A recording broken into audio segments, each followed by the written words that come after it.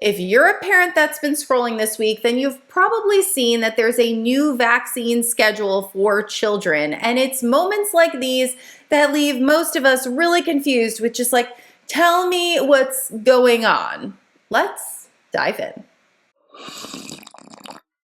Earlier this month, the CDC updated its childhood vaccination schedule, and the update changes how some vaccines are categorized.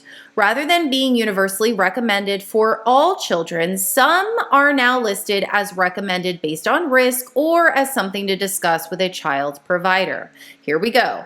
The schedule now groups vaccines into 3 buckets. The first bucket is those that are recommended for all children.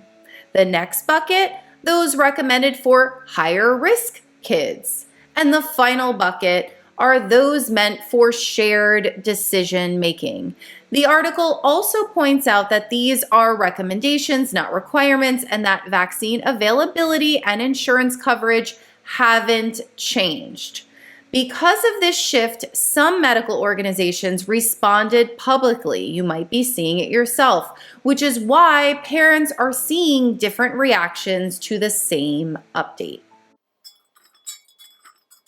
And of course, online, parents are speaking out with their thoughts on the vaccine schedule. Some parents are sharing it as reassuring. Others are sharing it with a lot of concern. At the same time, doctors are posting explanations and news clips are getting passed around. Check this out. So it used to be 17 different diseases. Now we're down to 11. The ones that are recommended still for all children are MMR, measles, mumps, rubella, polio, chickenpox, diphtheria, tetanus, pertussis, Hib, human papillomavirus or HPV, and pneumococcus, which is a kind of bacterial pneumonia. So those are still for everybody right now. Mm-hmm. You talked about the vaccines that were recommended. What are the vaccines that are cut? So now you have 2 other groups that they're defining. So there's, quote, high risk, and then there's, quote, shared decision making, which is essentially opt-in or making the decision with your clinician. So those include the RSV that we just talked about, hepatitis A and B, meningococcus, which is a kind of bacterial meningitis, influenza, and COVID. What stands out when you look at the CDC guidelines changing and you look at the parents reacting to it online is that this isn't about one vaccine.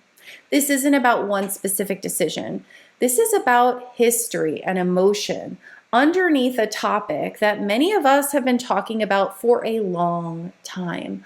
I have a 12-year-old, so I have a dozen years of being in many mommy groups, whether online, in person, and I'm sure you've seen it too. There's this divide that ends up happening. You have your breastfed mommies, you have your formula-fed mommies, you have your sleep training mommies, you have your anti-sleep train, you have your homeschooling mommies, then you have your public school mommies, and it feels like we have to pick a camp for some reason because there is so much history and emotion underneath these topics.